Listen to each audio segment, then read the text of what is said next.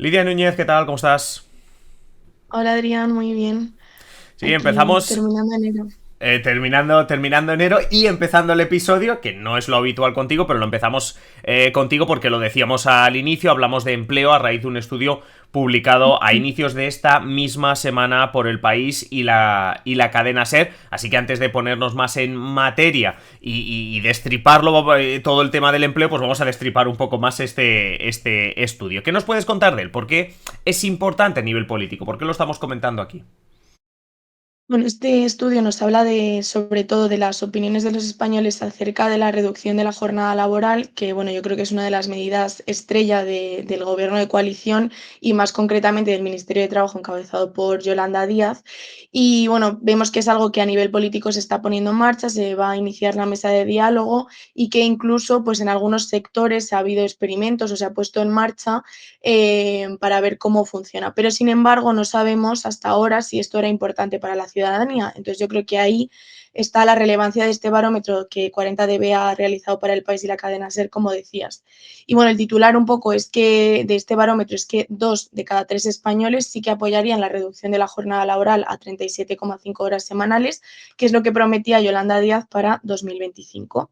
Por lo tanto, tenemos alrededor de un 70% de los encuestados que valora la reducción de la jornada laboral como muy o bastante positiva. De otro lado, tendríamos al 11,4% que estaría en el otro lado, que lo considera como negativo. Y tendríamos ya a un 19% restante que está en esta posición intermedia de ni positivo ni negativo.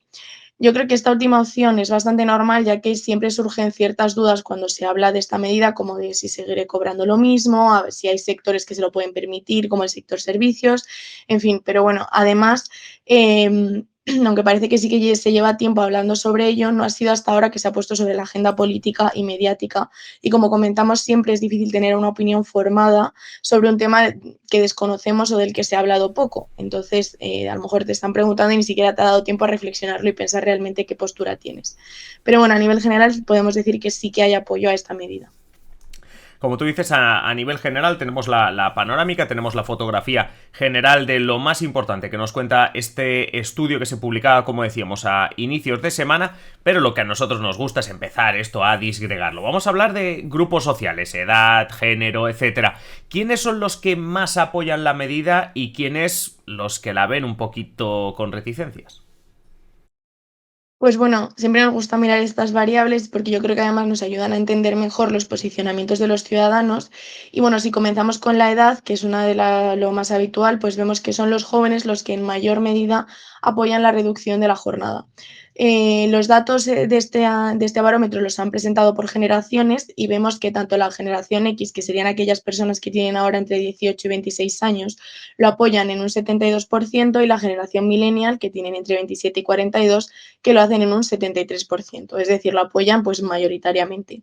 Pero este porcentaje de percepción positiva de la medida baja según avanza la edad de los encuestados, donde aquellos que tienen entre 43 y 58 años, la generación X, se quedarían un 68% de considerarla como positiva y los boomers ya en un 59%. Hay en torno a 12 puntos de diferencia entre los más jóvenes y los más mayores, pero aún así, bueno, sigue siendo un apoyo, podemos decir que de más de la mitad de la población. Por género, en este caso hay menos diferencia, aunque las mujeres sí que apoyarían esta medida en un 69% frente al 63% de los hombres. Y luego pues tenemos los factores socioeconómicos que en este caso a mí me parecen los más interesantes porque vemos que hay diferencias según la situación laboral, siendo los trabajadores los que más apoyan la medida y algo menos, pero poco, aquellas personas que están en paro y ya los que menos lo apoyan son los pensionistas. Que, bueno, en este caso este grupo no sé si le haría mucho caso porque si ya no trabajan pues pero bueno, si nos centramos ya en la clase social o nivel de ingresos, esta medida es apoyada en mayor medida por las personas de clase alta o media, mientras que no encuentra tanto respaldo en las clases más bajas. Aún así, en este grupo, el 62% de personas con menor poder adquisitivo sí que la apoyan, que sigue siendo más de la mitad. Pero bueno, todo lo que tenga que ver con inseguridad en el ámbito laboral es normal que genere más desconfianza entre las clases más bajas, ya que en muchas ocasiones son personas que, aunque trabajan, tienen contratos de menos horas de los que les gustaría, que es lo que se denomina como parcialidad involuntaria, puede generar inseguridad laboral, entonces es normal que pues genere más reticencia en este grupo. Oye, alguno que nos está escuchando seguramente se habrá dado cuenta, y es que con a veces las guerras de generaciones que tenemos aquí, no sé si te has dado cuenta que a la gente entre 18 y 26 años la has llamado generación X. En vez de la generación Z la has llamado la generación X. Ay, Digo, porque teniendo en cuenta que a veces tenemos aquí esa rivalidad en cuanto a generaciones, digamos que hablábamos de los centennials para aclarar, porque luego además hemos explicado también la generación X, los millennials, que somos los que estamos ahí entre medias, entre los sí, centennials y me los... equivoco con mi propia generación, o sea, fatal. Exacto, exacto. Además es tremendo porque antes casi has dejado de lado a los pobres pensionistas, o sea, vas y te metes con ellos cuando no estás ni respetando a tu propia El generación, nombre. ¿eh? Que no está mal, ¿eh? Si uno se tiene que equivocar, que sea con uno mismo también, te digo. Pero, bueno, oye, realmente hemos visto pocas, ligeras diferencias a nivel de factores, como decíamos, como el género, los factores socioeconómicos, pero, evidentemente, si estamos hablando en este episodio sobre el empleo, no puedo evitar preguntarte algo que casi siempre te pregunto, y es si podemos hablar de diferencias según el partido al que se vota. Bueno, pues evidentemente es muy interesante cruzar por recuerdo de voto y yo creo que más en un contexto que está tan polarizado. Aunque es una medida que a priori no podría no ser muy ideológica, al venir propuesta por parte del gobierno de coalición y especialmente impulsado por Sumar, es muy probable que genere desconfianza en los votantes, en este caso de derechas.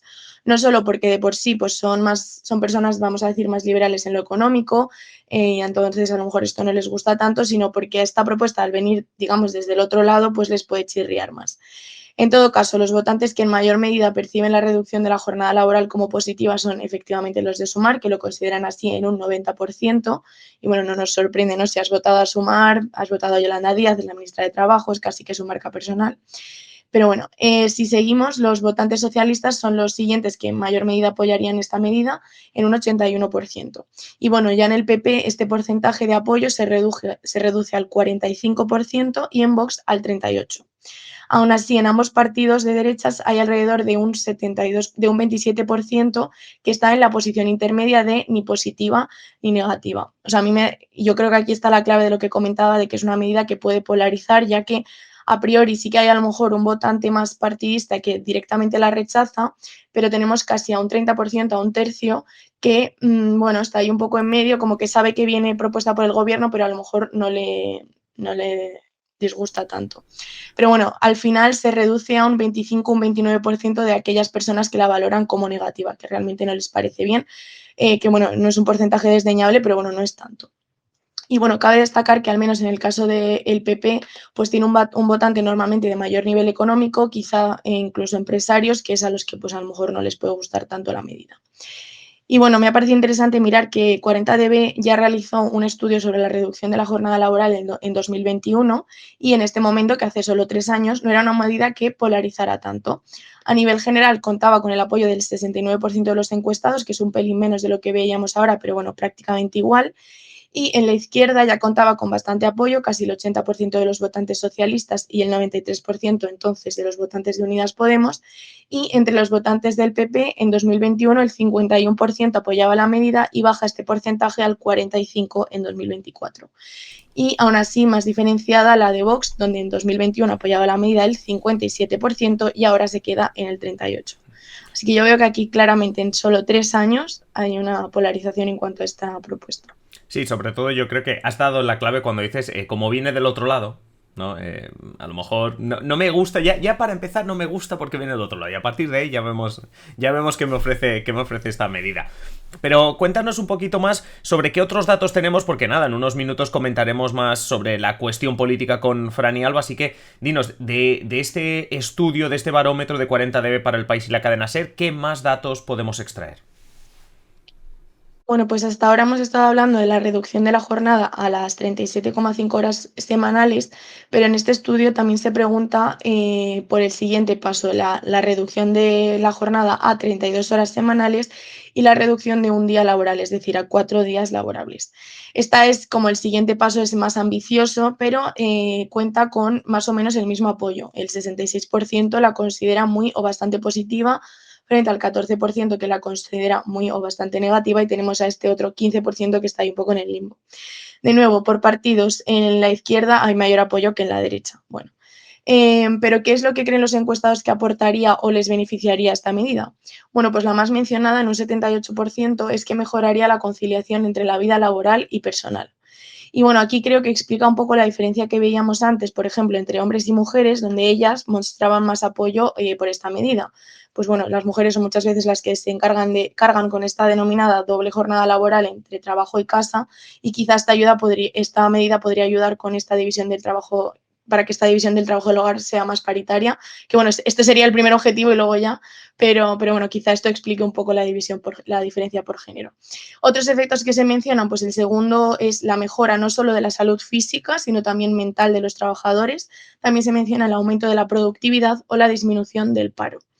Entre los efectos negativos que algunos encuestados apuntan estaría que podría perjudicar a las empresas, frenar el crecimiento económico o perjudicar a los consumidores. Pero bueno, justo estos tres efectos negativos son los menos mencionados, aunque presentan porcentajes de en torno al 35%.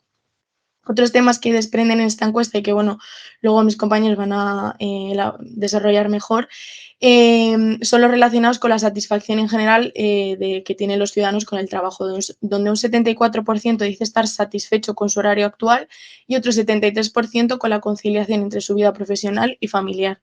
Aún así, se considera que el principal reto del mercado laboral es la mejora de los salarios, y aunque de media los encuestados consideran que la edad ideal para jubilarse es entre los 62 y los 63 años, el 69% de los españoles cree que el aumento de la edad de jubilación a 70 años en 2050 es muy o bastante probable.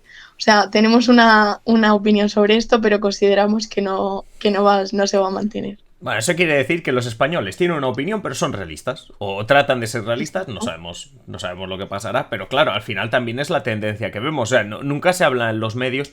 Se está hablando de reducir la jornada laboral, pero nunca se ha hablado de reducir la edad de jubilación. Se habla básicamente de irla ampliando y no tanto de ir reduciendo. Así que bueno, son un poco realistas los españoles, e incluso a 2050, teniendo en cuenta el ritmo al que se va ampliando la edad de jubilación, 70 años, me parece que 2050 a lo mejor ya los hemos atrapado, esos Podría 70 pasar. años. Y otra cosa sería hablar también de qué pensión nos queda a la hora de jubilarnos, que otro día podemos hablar de la hucha de las pensiones, que tiene que ver, entre comillas, tiene que ver con el empleo. Pero Pues poca, probablemente. Además, lo curioso es que lo de la edad de la jubilación, los más jóvenes la ponían más baja, claro, porque probablemente lo ven como algo muy lejano, claro. y los boomers y la gente más mayor, pues era la que la ponía más alta porque veía que llegaba ese momento y que aún no les iba a tocar jubilarse. Hablando de llegar momentos, ya verás tú cómo le va a llegar. Bueno, os va a llegar el momento a los centennials de que os empiecen a llamar del banco con planes de pensiones privados. Y teniendo en cuenta cómo está la cosa, no sé yo Sí, si al final va a ser una salida. sí, no cuento yo con tener pensión pública, la verdad. Así que, La verdad que, bueno, todo puede cambiar y veremos, evidentemente, en esta legislatura cómo se avanza en ese sentido. Pero sí, lo seguiremos repasando. En cualquier caso, Lidia, como siempre, un placer y te esperamos ya en el siguiente episodio. encantada, hasta luego.